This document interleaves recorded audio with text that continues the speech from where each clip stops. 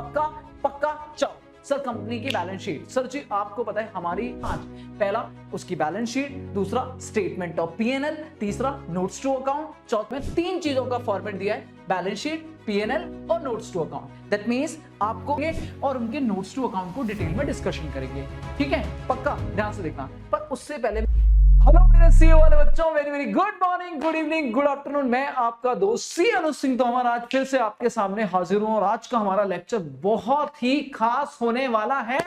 हाँ जी सीए वाले बच्चों, चाहे फाउंडेशन हो चाहे इंटर हो, बेटा आज हम करने वाले हैं कंपनी अकाउंट की बैलेंस शीट। जी हाँ मेरे बच्चों, मैं आपको एक बैलेंस शीट की छोटी सी सीरीज शुरू करूंगा जिसमें आज मैं आपके साथ बैलेंस शीट का डिस्कशन करूंगा, स्पेशली फॉर्मेट और उसको याद करने की शॉर्टकट ट्रिक। मजा आएगा आज वीडियो में। और फिर अगली बैलेंस शीट, अगली वाली वीडियो में हम बैलेंस शीट के कुछ कंपनी अकाउंट के शेयर कैपिटल वाले क्वेश्चन करेंगे। दैट मींस आज हम बैलेंस शीट का एक ओवरव्यू पढ़ने वाले हैं, पूरी बैलेंस शीट कैसे दिमाग में फिट की जाती है, विद इजी ट्रिक्स, और फिर अपन करेंगे इसकी प्रैक्टिस। तो लेट्स बिगिन, शुरू करते हैं आज का सेशन।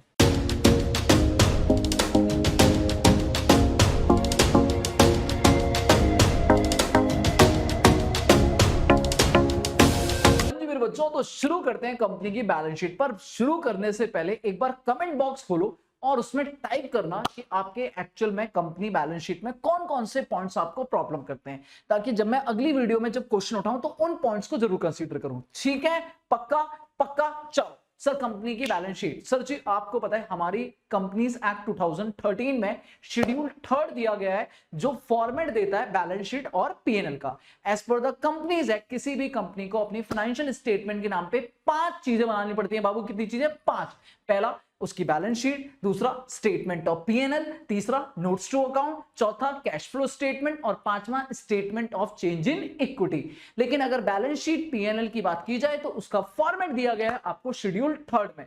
शेड्यूल 3 में 3 चीजों का फॉर्मेट दिया है, बैलेंस शीट, पीएनएल और notes to account. That means आपको अगर इन तीनों में से कोई भी चीज बनानी है बाबू तो आपके पास ये 3 चीजों का फॉर्मेट बैलेंस शीट शेड्यूल 3 में दिया है। पर आज जो हम करने वाले हैं वो मेनली बात करने वाले हैं बैलेंस शीट की। अगर आपको मतलब दैट इज देखा जाए तो फाउंडेशन के लिए हमारे लिए पीएनएल अकाउंट इंपॉर्टेंट नहीं है, इंटर वाले बच्चों के लिए इंपॉर्टेंट है। पर अभी मैं बात करूं तो हम बैलेंस शीट की बात करेंगे और उनके नोट्स टू अकाउंट को डिटेल में डिस्कशन करेंगे। ठीक है, पक्का ध्यान से देखना। पर उससे पहले मैं आपको एक इंपॉर्टेंट बात बताऊं। सर आपको लगता है, मेरा बच्चा कहता है कि जो बैलेंस शीट का फॉर्मेट होता है क्या सर वो सारी कंपनीज के लिए लगता है? बेटा नहीं, ऐसा नहीं है।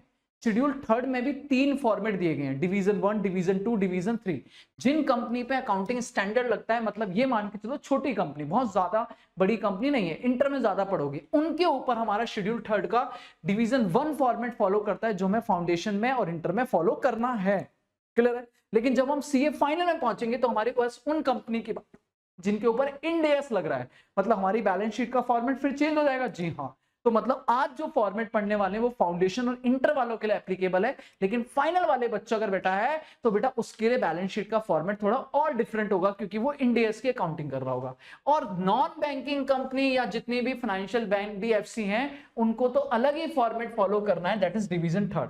तो आज जो हम कवर करने वाले हैं फाउंडेशन और इंटर में जो कवर होने वाला है वो है डिवीजन 1। इंपॉर्टेंट क्या है सर इसके लिए? सर ट्रू एंड फॉल्स बनता है, इस बात को ध्यान रख के चलना है। अब डिवीजन 1 में भी एक प्रॉब्लम है सर, जितनी कंपनी, 3 ध्यान से, एक बैंकिंग कंपनी, एक इलेक्ट्रिसिटी कंपनी और एक आपकी इंश्योरेंस कंपनी, इन तीनों कंपनी को बेटा बैलेंस शीट बोले तो शेड्यूल 3 फॉलो ही नहीं करना है। जितनी भी बैंकिंग कंपनी, इलेक्ट्रिसिटी कंपनी है और इंश्योरेंस कंपनी है, इनको शेड्यूल 3 फॉलो ही नहीं करना है। कुछ इंपॉर्टेंट बातें जो आपको पता होनी चाहिए। इंपॉर्टेंटली सर जी अगर बैंकिंग कंपनी है तो उनके ऊपर आरबीआई के नॉर्म्स लगते हैं, आरबीआई की गाइडलाइंस लगती है, वो फॉलो होती है। इलेक्ट्रिसिटी कंपनी को फॉर्मेट दिया गया है आपके इलेक्ट्रिसिटी एक्ट के अंदर, वो फॉलो करना है। और इंश्योरेंस कंपनी को एडा बोले तो insurance regulatory development authority of India ने फॉर्मेट दिया हुआ है, वो फॉलो करना है। दैट मींस आपको हमेशा पता होना चाहिए कि सर जी इन 3 कंपनियों को बोले तो electricity company, insurance company, banking company, इनको शेड्यूल 3 फॉलो नहीं करना है।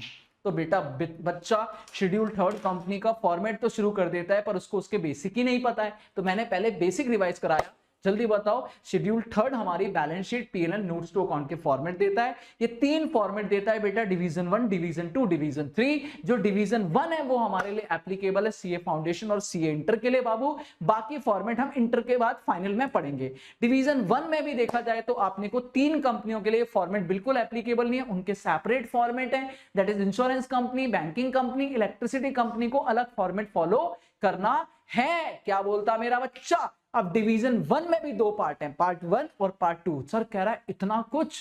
जी हाँ मेरे बच्चों, पार्ट 1 और पार्ट 2। अब पार्ट 1 क्या होता है? पार्ट 1 है जिसमें बैलेंस शीट का फॉर्मेट दिया गया है, पार्ट 2 है जिसमें पीएनएल का फॉर्मेट दिया है। पर मैं अपने फाउंडेशन वाले बच्चों को बेटा खाली खाली बैठा बैठा पढ़ाई नहीं कर रहा क्या? अरे कुछ पढ़ ले, इंपॉर्टेंट बेसिक नॉलेज के लिए पढ़, ये एग्जाम ओरिएंटेड नहीं, नॉलेज के लिए पढ़ बेटा। बैलेंस शीट का फॉर्मेट दिया तेरे को पार्ट 1 में, पार्ट 1 में फॉर्मेट दिया है। अब मैं फॉर्मेट को तेरे को इजी टर्म्स में सिखाता हूं। देख फॉर्मेट पूरा है, ऑफ कोर्स अभी हम रीड करेंगे पूरा फॉर्मेट, पर मैं तेरे को बोलूं तो अपने को बैलेंस शीट देख। हम जब बचपन में बैलेंस शीट पढ़ते थे बेटा, देखो मैं आज आपको वीडियो में बैलेंस शीट क्विकली दिमागों में फिट करने वाला हूं कि आपके हैंड में आ जाए बैलेंस शीट। आपको पता है बैलेंस शीट की 2 साइड होती थी, पहले लायबिलिटी साइड होती थी बाबू, है ना, और फिर एसेट साइड होती थी। कई हजार साल पहले की बचपन का प्यार भूल ना जाना रे। दैट मींस कि हमारी बैलेंस शीट की 2 साइड होती थी, एक लायबिलिटी साइड और एसेट साइड। पार्टनरशिप फॉर्म में भर भर के बनाते थे, सोल प्रोप्राइटर चिंटू के लिए भर भर के बनाते थे। पर कंपनी ने आया और कंपनी ने कहा बाबू ये टी शेप जो हाथ खड़े कर लेते हो ये नहीं चलेगा। हाँ भाई, ये लायबिलिटी साइड, ये एसेट साइड, ये टी शेप नहीं चलेगा, इसको ऐसे कर दो, पहले लायबिलिटी और फिर एसेट। दैट मींस हेड तो अभी भी है, लायबिलिटी अभी भी है, एसेट अभी भी है, लेकिन पहले लायबिलिटी फिर उसके नीचे एसेट, टॉप टू बॉटम। ठीक है, लायबिलिटी में जो मेन हेड है बाबू वो तेरे लिए टोटल 3 हेड है जो तेरे को याद रखना है। एग्जाम ओरिएंटेड भी और रियल लाइफ में भी ज्यादातर 3 ही मेन है। पहला मालिक का पैसा जिसे हम बोलते हैं शेयर होल्डर्स फंड। क्या बोलते हैं? Share holders fund. मालिक शेयर होल्डर, फंड पैसा, एस मतलब मालिक का पैसा। फिर आती है लायबिलिटी बेटा, इक्विटीज। लायबिलिटी का नया नाम क्या है बाबू? जल्दी बताओ। लायबिलिटी का नया नाम है इक्विटीज एंड लायबिलिटीज। अच्छा इन्होंने कुछ नाम भी चेंज करे, तो लायबिलिटी का नया नाम है इक्विटीज। इक्विटीज मतलब होता है ओनर, मालिक का पैसा और उधार पैसा, आउटसाइडर, एक्सटर्नल। दैट मींस मालिक का पैसा पहले आ गया शेयर होल्डर फंड, फिर लायबिलिटी आ गई बाबू। लायबिलिटी हो गई 2, एक नॉन करंट लायबिलिटी, बड़ी लायबिलिटी जिनको आपको 12 महीने बाद पे करना है, लॉन्ग टर्म लायबिलिटीज, और एक आ गई बाबू करंट लायबिलिटी, बोले तो विद इन 12 महीने के अंदर अंदर पे करना है, निपटाना है, एडजस्ट करना है, दैट इज करंट लायबिलिटी। तो लायबिलिटी में जो मेन हेड है, पहली बात लायबिलिटी का नया नाम क्या है? इक्विटीज एंड लायबिलिटी, और उसमें जो 3 मेन हेड है वो है शेयर होल्डर फंड, मालिक का पैसा, non current liability, current liability. ये तो नॉर्मल है। ऐसे ही एसेट साइड में भी 2 तरीके के एसेट को मेन हेड क्या है? एक नॉन करंट एसेट्स, बड़ी बड़ी एसेट जिनकी लाइफ 12 महीने से ज्यादा है, और दूसरी आ गई शॉर्ट टर्म एसेट जिन्हें आप करंट एसेट्स बोलते हो। बेटा मैंने अभी फॉर्मेट नहीं डिस्कस किया, मैंने कहा मोटा मोटा आपको आइडिया पता होना चाहिए मेरी लायबिलिटी और मेरी एसेट साइड में क्या क्या हेड है। अब इनके अंदर की डिटेल के शॉर्टकट्स हैं, इनके अंदर की डिटेल मैं याद कराऊंगा विद द ट्रिक्स। पहले बताओ बैलेंस शीट के फॉर्मेट की बात करो, किसने दिया? शेड्यूल थर्ड ने। कौन से डिवीजन में दिया? डिवीजन 1 जो हम पढ़ रहे हैं। सर जी क्या insurance company, electricity company, banking company के लिए ऊपर है? नहीं सर, शेड्यूल थर्ड में भी 2 फॉर्मेट है, पार्ट 1 पार्ट 2। पार्ट 1 में दिया है बैलेंस शीट। बैलेंस शीट को पहले हम बचपन बनाते थे बाबू ये लायबिलिटी और एसेट, अभी इन्होंने चेंज करके करा, पहले लायबिलिटी और फिर एसेट, और लायबिलिटी का नया फैंसी नाम रखा गया इक्विटीज एंड लायबिलिटी। अब तुझसे कोई मोटा मोटा पूछे तो तू बोलेगा लायबिलिटीज में 3 हेड होते हैं, मालिक का पैसा, share holder fund, non current liability, current liability, और एसेट साइड में होती है 2 हेड, नॉन करंट एसेट और करंट एसेट। बड़ी एसेट, छोटी एसेट, बड़ी लायबिलिटी, छोटी लायबिलिटी। बाबू इतने में कोई दिक्कत? इसमें मैं क्या ट्रिक दे दूं, इसमें मैं क्या समझा दूं? सब कुछ इजी। अब आते हैं बेटा मेन मुद्दा। अब मेन मुद्दे पे आते हैं। अब यहां से अगर आप देखो तो यहां से मैं तुम्हें शॉर्टकट दिखाना शुरू करता हूं। सबसे पहले लायबिलिटीज के अंदर आओगे तो पहला है शेयर होल्डर फंड। मैं इसके लिए कोई शॉर्टकट नहीं दूंगा, आपको मालिकों की बातें याद है बेटा। मालिकों के पैसे में कितनी बातें? ये 2। नॉर्मली आप 2 बातें याद रखोगे, कुछ एक्स्ट्रा बातें भी जो हम बाद में जाके धीरे धीरे सीखेंगे। अभी के लिए बस याद रखना मालिकों के पैसों में क्या क्या आएगा। एक वो जो मालिक ने लगाया और एक वो जो मालिक ने कमाया। लगाया क्या है? कैपिटल। कमाया क्या है? Reserve and surplus. डिटेल में भी बातें कर लेंगे। तो पहली चीज सबसे पहले क्या आती है? Capital. Previous year figure, current year figure, पहले लास्ट में प्रीवियस ईयर और इस साल करंट ईयर, कि जो मालिकों की कैपिटल है, चाहे वो इक्विटी शेयर कैपिटल है, चाहे वो प्रेफरेंस शेयर कैपिटल है, चाहे वो ऑथराइज है, इशूड है, सब्सक्राइब्ड है, सारी शो होनी है। बोनस शेयर भी शो होने हैं, बायबैक भी शो होना है, और share issue for other than cash consideration भी शो होना है, कोई फोरफीट करा हुआ है वो भी शेयर इशू होना है, कोई कॉल्स इन एरियर है पैसा नहीं आया वो भी शो होना है। दैट मींस मालिक की कैपिटल से रिलेटेड सारी चीजें शो होंगी। सेपरेट क्वेश्चन करेंगे, टेंशन ना लेना। अच्छा, रिजर्व एंड सरप्लस में बाबू जितने भी कंपनी के रिजर्व हैं, जनरल रिजर्व, पीएनएल का balance, security premium reserve, revaluation reserve, capital redemption reserve, debenture redemption reserve, सारे रिजर्व यहां पर आएंगे बाबू। इवन अगर लॉस भी है बाबू, preliminary expenses, discount on issue of, जो भी आपके लॉसेस हैं बाबू, वो लॉसेस माइनस होके आएंगे, मतलब नेगेटिव भी आ सकता है रिजर्व, कोई दिक्कत नहीं।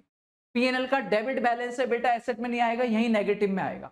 दैट मींस सबसे पहले आपको मालिकों के पैसों में दो चीजें याद रखनी है जो इंपॉर्टेंट है, एक जितना मालिक ने लगाया और एक जितना मालिक ने कमाया, शेयर कैपिटल और रिजर्व एंड सरप्लस। बाबू ये मुझे नहीं लगता इसमें कोई दिक्कत है, सिंपल चीजें, दोबारा बोल रहा हूं, बैलेंस शीट में शुरुआत होगी इक्विटीज एंड लायबिलिटी से, और इक्विटीज एंड लायबिलिटी में सबसे पहला हेड जो आएगा वो आएगा मालिक का पैसा शेयर होल्डर फंड।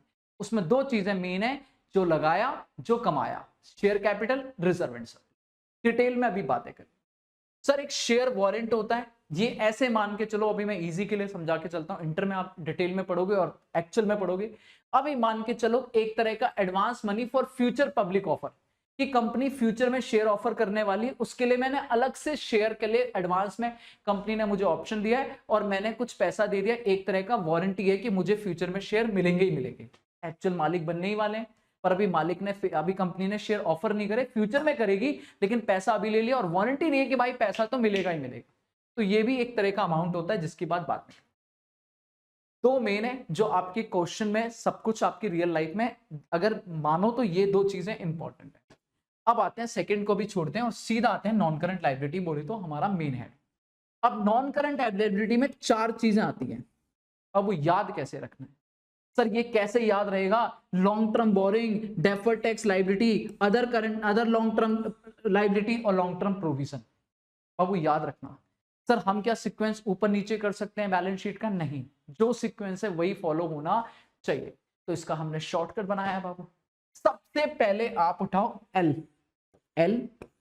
ओ एल, लॉल प्लस डफर। ओ हो, शॉर्टकट है lol plus duffer. Lol plus duffer बोले तो नॉन करंट लायबिलिटी का शॉर्टकट हमेशा याद रखेंगे, लॉल प्लस डफर। कमेंट लिख देना सर, लॉल प्लस डफर मतलब एल से सुनते ही समझ आएगा। एल बोले तो लॉन्ग टर्म, शुरुआत कहां से होगी? लॉन्ग टर्म बोरिंग, जितने भी लोन्स वगैरह लिए हैं, डिवेंचर का पैसा, कोई भी पब्लिक से पैसा उधार लिया लंबे टाइम के लिए, 12 महीने से ज्यादा के लिए, लॉन्ग टर्म बोरिंग। फिर उसके बाद डफर बोले तो डेफर टैक्स लायबिलिटी, जो आप इंटर में पढ़ोगे। ओ से other non current, other long term boring, कोई और लॉन्ग टर्म बोरिंग्स हैं, लॉन्ग टर्म लायबिलिटीज हैं, और लॉन्ग टर्म प्रोविजन, ग्रेचुटी का पैसा हम जोड़ रहे हैं, provision for gratuity, provision for leave encashment, provision for जो भी पेंशन वेंशन के लिए, इंप्लॉय के रिटायरमेंट बेनिफिट के लिए पैसा जोड़ने, वो सब लॉन्ग टर्म है कि रिटायरमेंट अभी नहीं होनी वाली, 10 साल बाद होने वाली, 10 साल बाद के पैसे बात करेंगे, लॉन्ग टर्म प्रोविजन। ठीक है, तो इसका शॉर्टकट क्या याद रखने का सर? लॉल प्लस डफर, शुरुआत होगी बोरिंग से, ऐसे रखना। और डफर बोले तो सेकंड नंबर पे ऐड होता है, तो lol plus duffer, lol L long term borrowing, defer tax liability, O से अदर, और लॉन्ग टर्म प्रोविजन। अच्छा, इसी का दूसरा भाई है करंट, सॉस प्लस टी। ओह, सॉस के साथ टी पियेंगे क्या? अरे पी लो ना यार, सॉस प्लस टी। और सॉस बोले तो एस बोले तो शॉर्ट टर्म, और सेकंड नंबर पे ऐड होता है बेटा टी बोले तो ट्रेड पेबल, ओ बोले तो अदर करंट लायबिलिटी, एस बोले तो शॉर्ट टर्म प्रोविजन। जैसे वहां लॉन्ग टर्म बोरिंग है, यहाँ शॉर्ट टर्म बोरिंग है, वहां लॉन्ग टर्म प्रोविजन है, यहाँ शॉर्ट टर्म प्रोविजन है, वहां other current liability, other non current long term provision है, यहाँ short term other current liability है। और बाबू वहां पे डेफर्ड टैक्स लायबिलिटी, यहाँ पे ट्रेड पेबल। तो ये आपके याद करने का शॉर्टकट है। दोबारा बताओ, लायबिलिटी साइड खत्म। बाबू आज मैं इन पे प्रैक्टिकली अंदर क्वेश्चन नहीं कराऊंगा, क्वेश्चन अगली क्लास से शुरू करेंगे। आज हम फॉर्मेट को याद करेंगे कि याद कैसे करें कि मेरा बच्चा बैलेंस शीट का फॉर्मेट अपने टिप पर बैठा हो लेके। सर ये याद करना जरूरी है? जी हाँ मेरे बच्चे, क्योंकि ये स्ट्रिक्टली फॉलो होता है एग्जाम में। आज नहीं तो कल इंटर में तेरे को इस पे 20 नंबर का क्वेश्चन मिलेगा ही मिलेगा। और बाबू हमारे में भी तो क्वेश्चन आ जाता है। तो मेरे बच्चे दोबारा बता, लाइबिलिटी साइड में कितनी साइड होगी? दो, एक एसेट और एक लाइबिलिटी। लाइबिलिटी का नया नाम हो गया इक्विटीज एंड लाइबिलिटी शेड्यूल 3 के हिसाब से। तीन मेन हेड है जो तेरे को याद रखने हैं। सबसे पहले मालिक का पैसा, वो याद करने की जरूरत नहीं है, वो तुझे अपने आप याद हो जाएगा। Share capital, reserve and surplus, बात खत्म। उसके बाद नॉन करंट लाइबिलिटी और current liability. Non current liability का शॉर्टकट क्या है? Lol plus duffer. डफर बोले तो सेकंड नंबर पे long term boring plus defer tax liability, other non current liability भी बोल सकते हो, और लॉन्ग टर्म प्रोविजन। बढ़िया। ऐसे ही करंट लाइबिलिटी का शॉर्टकट क्या है बेटा? Sauce plus T. सॉस बोले तो शॉर्ट टर्म, एस सुनते ही फील होना चाहिए, short term borrowing, trade payable, other current liability और शॉर्ट टर्म प्रोविजन। मजा आया? पक्का डिस्कस करेंगे डिटेल में, अभी शॉर्टकट मैंने सिखा दिया। अभी आगे चलते हैं सर। अब आती है एसेट साइड। एसेट साइड में भी तो दो हैं, करंट एसेट और नॉन करंट एसेट। पहले करंट एसेट की बात करते हैं सर। करंट एसेट में सीआईटी, सीआईटी, सीआईटी, सीआईटी बोले तो बेटा ये जब मैं पढ़ रहा था तब मैंने ये खुद शॉर्टकट बनाए थे, और मुझे पता है ये मैंने इंटर पे बनाए थे।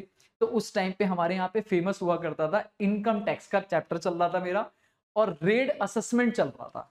और रेड करने की पावर जो होती है वो होती है कमिश्नर ऑफ इनकम टैक्स पे। और जब तक आपकी प्रॉपर्टी में आपके पास कमिश्नर ऑफ इनकम टैक्स बैठा हुआ है, तब तक आपके बिजनेस की, आपकी प्रेमिसेस पे रेड चल रही है इनकम टैक्स की। अब पॉइंट ये होता है कि हम हमेशा मनाते थे कि बाबू रेड कब खत्म होगी? जब सीआईटी खिसकेगा। खिसकेगा मतलब जाएगा। तो वहीं से मैंने शॉर्टकट बनाया। आपको कोई अच्छा शॉर्टकट लग रहा है, अगर आपको लगता है मेरे बच्चे, तो कमेंट करो यहाँ पे कोई बढ़िया सा शॉर्टकट। पर मैंने जो बनाया मैं वो समझा देता हूं। सीआईटी खिसको। किसको? सी से करंट इन्वेस्टमेंट, आई से इन्वेंट्री, टी से ट्रेड रिसीवेबल, किसको से फील आता है cash and cash equivalent, short term loans advance, other current liability, ताकि आपके फिट हो जाए। बाबू जल्दी बताओ क्या? सर जी सीआईटी। सीआईटी बोले तो कमिश्नर ऑफ इनकम टैक्स, और यहीं से शॉर्टकट बनेगा। सर जी करंट लायबिलिटी में सबसे पहले सी आएगा, करंट इन्वेस्टमेंट, आई से इन्वेंट्री, टी से ट्रेड रिसीवेबल, करंट एसेट में किसको से कैश एंड कैश इक्विवेलेंट, उसके बाद बाबू शॉर्ट टर्म लोन्स एडवांस और अदर करंट एसेट। इधर क्या आता है बाबू? इधर क्या आता है सर? यहां हम बोलते हैं शॉर्टकट में आता है T N D L O. Pepsi नहीं ड्यूलो, पैप्सी नहीं ड्यूलो। दैट मींस पी से property plant and equipment. Shortcut है बाबू, कुछ अच्छा मिले आप करना। Property plant and equipment PP.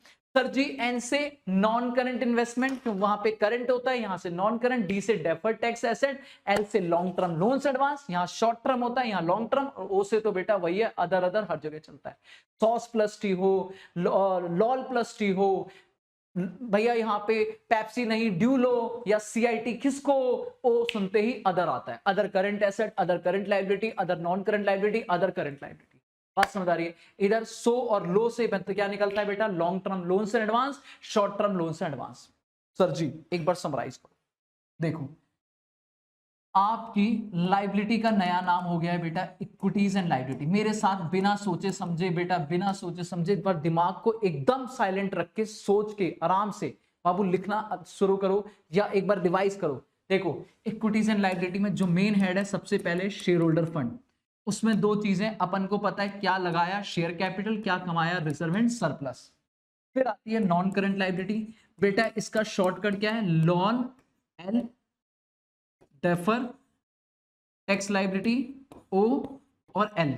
Long term borrowing, long term borrowing, defer tax liability, sir ji other non current liability, और लॉन्ग टर्म प्रोविजन। शाबाश, ठीक है। करंट लाइबिलिटी का शॉर्टकट है sauce, sauce, sauce plus T. बेटा हमेशा सेकंड नंबर में add हो रहा है। शॉर्ट टर्म बोरिंग, हाँ भाई, short term borrowing, trade payable, other current liability, और बेटा शॉर्ट टर्म प्रोविजन। अगर आप याद रखोगे तो चीजें आसान हो जाएंगी, क्योंकि आपके फॉर्मेट दिमाग में क्लियर है। एसेट साइड में बाबू दो ही चीजें हैं। एसेट साइड में सबसे पहले नॉन करंट एसेट और फिर है current asset. Non current asset में पेप्सी नहीं, हाँ भाई ड्यूलो, पेप्सी नहीं ड्यूलो। ओ से अदर नॉन करंट एसेट, सीधी बात है।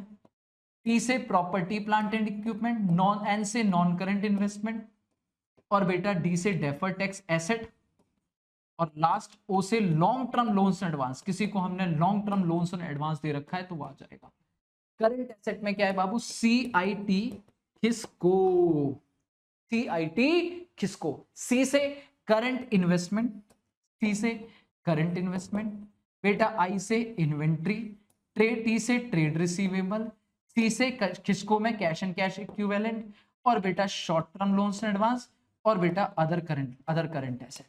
खत्म। अगर आप ये प्रॉपर है तो this is the balance sheet का प्रॉपर शॉर्टकट हेड एंड सब हेड की भाई आपको पता होना चाहिए।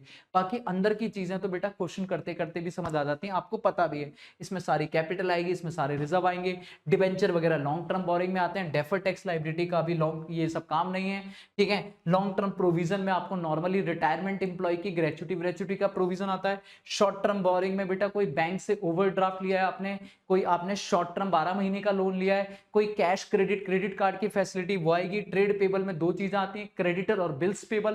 बेटा ट्रेड रिसीवेबल में इसी का उल्टा, डेटर और bills receivable.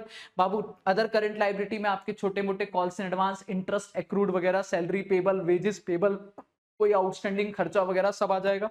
Short term provision वगैरह में इनकम टैक्स का प्रोविजन वगैरह आ जाएगा जो 12 महीने के अंदर सेटल होना है। Property plant and equipment, non current investment, कोई बैंक कोई पैसा लगाया है FD 5 साल के लिए 10 साल के लिए, बाबू डेफर्ड टैक्स छोड़ दो, लॉन्ग टर्म लोन छोड़ दो, अदर नॉन करंट एसेट छोड़ो, कोई काम की नहीं, आपके एग्जाम से रिलेवेंट नहीं है। करंट इन्वेस्टमेंट में बेटा कोई ऐसा पैसा लगाया जो विद इन 12 महीने के अंदर रिलाइज हो जाएगा। इन्वेंट्री में आपको पता है सारे स्टॉक आएंगे, क्लोजिंग स्टॉक जनरली, चाहे वो स्टॉक WIP है, फिनिश गुड है, रॉ मटेरियल है। यहाँ पे बचपन में आप पढ़ते थे लूज टूल्स और स्टोर एंड स्पेयर, छोटे मोटे औजार वगैरह भी यहीं आ जाएंगे। कैश एंड कैश इक्विवेलेंट में कैश और बैंक का बैलेंस आएगा। Short term loans and advance वगैरह, अगर आपने किसी को एम्प्लॉय को लोन वोन दिया है 12 महीने में सेटल वेटल हो जाएगा, वो आ जाएगा। अदर करंट एसेट को गोली मारो। दिस इज ऑल अबाउट, चीजें आ जाती हैं, समझ आ जाती है कौन सी चीज कहाँ आएगी क्वेश्चन करते करते। बट मोटा मोटा बच्चे को यही नहीं पता होता है कि बैलेंस शीट में कौन सी चीज कैसे किस हेड में लिखनी है। तो बेटा उसके लिए मैंने तुम्हें एक प्रॉपर शॉर्टकट दे दिया, प्रॉपर ब्रीफ कर दिया बाबू, मजा आया होगा। ऑलमोस्ट आपका एक बैलेंस शीट का ओवरव्यू खत्म, with logic, with concept, with proper basics. Thank you so much मेरे बच्चों। कमेंट करना कि बेटा आपकी जो शेयर कैपिटल में स्पेशली क्वेश्चंस आते हैं उनमें आपको कौन कौन से पॉइंट बैलेंस शीट में दिक्कत करते हैं, मैं उस पर क्वेश्चन कराता हूं। चलो जी, मिलते हैं नेक्स्ट वीडियो में, तब तक के लिए लाइक करो, शेयर करो, और वीडियो को जल्द चैनल को और वीडियो तो लाइव करनी है, चैनल को फटाक से सब्सक्राइब कर लो, मजा आएगा।